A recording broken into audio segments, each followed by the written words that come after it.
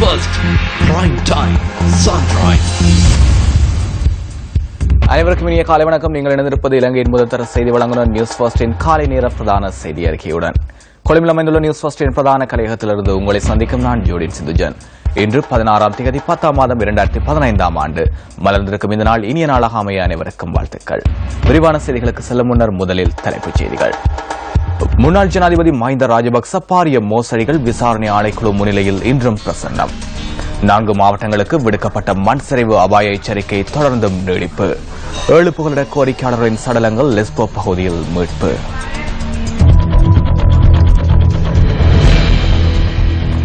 தொடர்வது விரிவான செய்திகள்.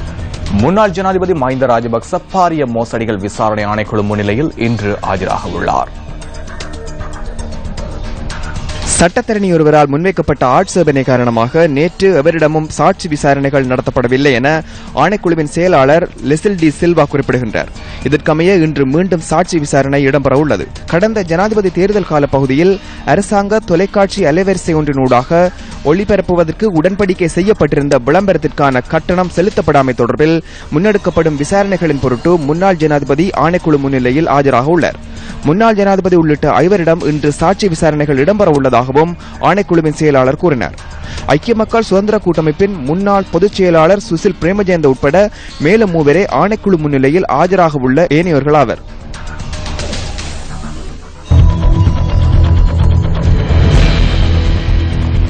நான்கு மாவட்டங்களுக்கு விடுக்கப்பட்ட மண் சரிவு அபாய எச்சரிக்கை நீடிக்கப்பட்டுள்ளதாக தேசிய கட்டிட ஆய்வு நிலையம் தெரிவித்துள்ளது. பதுளை, நுவரெலியா, கேகாலை மற்றும் கண்டி ஆகிய மாவட்டங்களில் மண் சரிவு அபாயம் காணப்படுவதாக தேசிய கட்டட ஆய்வு நிலையத்தின் பணிப்பாளர் RMS பண்டார தெரிவித்தார். இந்த மாவட்டங்களுக்கு விடுக்கப்பட்டுள்ள மண் சரிவு அபாய எச்சரிக்கை இன்று பிற்பகல் 7 மணி வரை நீடிக்கப்பட்டுள்ளதாக அவர் தெரிவித்தார்.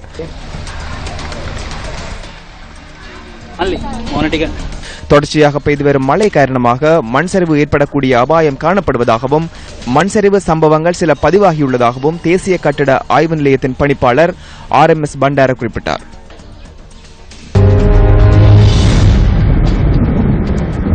இன்றைய வானிலை தொடர்பான தகவல்களை அறிந்து கொள்வதற்காக வளிமண்டலவியல் திணைக்களத்தின் வானிலை அதிகாரி முகமது சாலிஹினுடன் தொடர்பினை ஏற்படுத்தியுள்ளோம். வணக்கம் சாலிஹின். மத்திய சப்ரகமுவ, மேற்கு, ஊவா மற்றும் தென் மாகாணங்களின் அநேகமான இடங்களில் குறிப்பாக நண்பகல் 12 மணிக்கு பின்னர் இடியுடன் கூடிய மழை பெய்யக்கூடும். சில இடங்களில் சுமார் 100 மில்லிமீட்டரிலும் கூடிய பலத்த மழை பெய்யக்கூடும். கிழக்கு கரையோர பிராந்தியங்களில் காலை வேளையிலும் மழை பெய்யக்கூடும். இடியுடன் கூடிய மழை பெய்கின்ற வேளைகளில் தற்காலிகமாக பலத்த காற்றும் மின்னல் தாக்கங்களும் ஏற்படக்கூடும். இவ்வாறான சந்தர்ப்பங்களில் பொதுமக்கள் விழிப்புடன் செயற்பட்டு இழப்புகளை தவிர்த்துக் கொள்ளுமாறு கேட்டுக் கொள்ளப்படுகின்றனர். கடல் பிராந்தியங்களை பொறுத்தவரையில் நாட்டை சூழவுள்ள கடல் பிராந்தியங்களின் அநேகமான இடங்களில் நண்பகல் 12 மணிக்கு பின்னர் மழை அல்லது இடியுடன் கூடிய மழை பெய்யக்கூடும். மேற்கு தெற்கு கடல் பிராந்தியங்களில் குறிப்பாக காலை வேளையிலும் மழை பெய்யக்கூடும். காற்று மணித்தியாலத்துக்கு 20 முதல் 25 கிலோமீட்டர் வேகத்தில் தென்கிழக்கு திசையில் இருந்து வீசும். இடியுடன் கூடிய மழை பெய்கின்ற வேளைகளில் கடல் பிரதேசங்கள் மிகவும் கொந்தளிப்பாக காணப்படும்.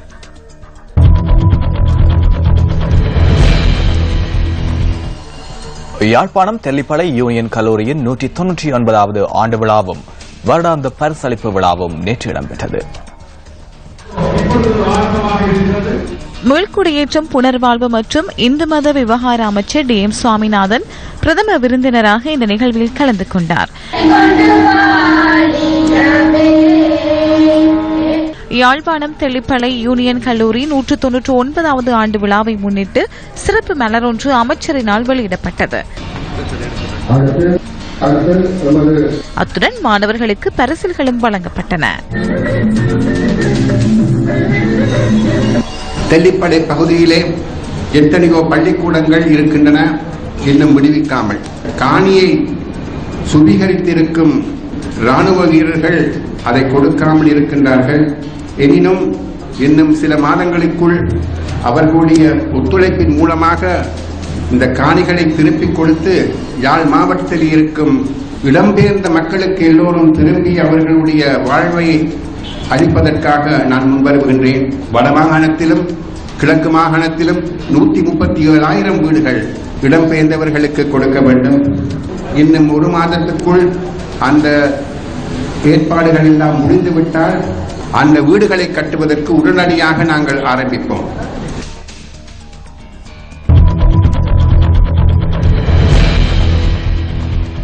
மட்டக்களப்பில் நடைபெற்ற நிகழ்வு ஒன்றில் கிழக்கு மாகாண முதலமைச்சர் ஹாஃபிஸ் நசீர் அகமட் கருத்து தெரிவித்தார்.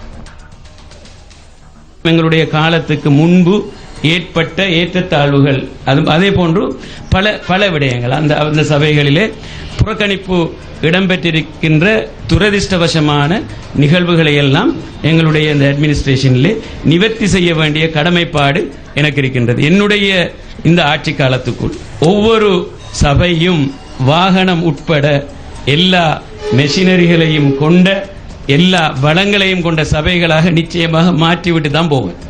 ஒட்டுமொத்தமாக கிழக்கு மாகாணத்திலே இருக்கின்ற எல்லா விதமான குறைபாடுகளையும் ரிப்போர்ட்டை நான் சப்மிட் பண்ணி அதை முக்கியத்துவ வடிவத்திலே கொடுத்து அதை நிவர்த்தி செய்கின்ற ஒரு கடமைப்பாடு எனக்கு இருக்கின்றதை நிச்சயமாக செய்து முடிப்பேன்.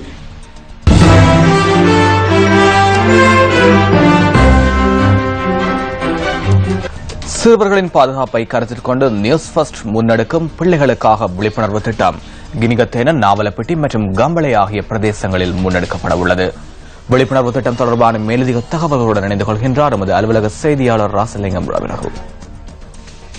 எமது பிள்ளைகளின் மகிழ்ச்சிக்காக என்ற தொனிப்பொருளின் கீழ் நாடளாவிய ரீதியில் நடத்தப்படும் எங்களுடைய மற்றொரு சமூக பணியான இந்த தெளிவூட்டல் நிகழ்ச்சியானது இன்றைய தினம் கினிகத்தேன, நாவலப்பிட்டி மற்றும் கம்பளை ஆகிய பகுதிகளில் முன்னெடுக்கப்பட இருக்கின்றது. குறிப்பாக சிறுவர் துஷ்பிரயோகம் மற்றும் சிறுவர் உரிமை மீறல் என்பன தொடர்பில் பொதுமக்களை தெளிவூட்டுவதுடன் சிறுவர்களுக்காக அறிமுகப்படுத்தப்பட்டுள்ள 1929 என்ற இலங்கை சிறுவர் தொலைபேசி இலக்கத்தின் சேவை தொடர்பிலும் பொதுமக்களுக்கு தெளிவூட்டப்பட இருக்கின்றது. ஆகவே எங்களுடைய அனைத்து பொதுமக்களிடமும் அனைத்து சொந்தங்களிடமும் அன்பாக கேட்டுக்கொள்கின்றோம்.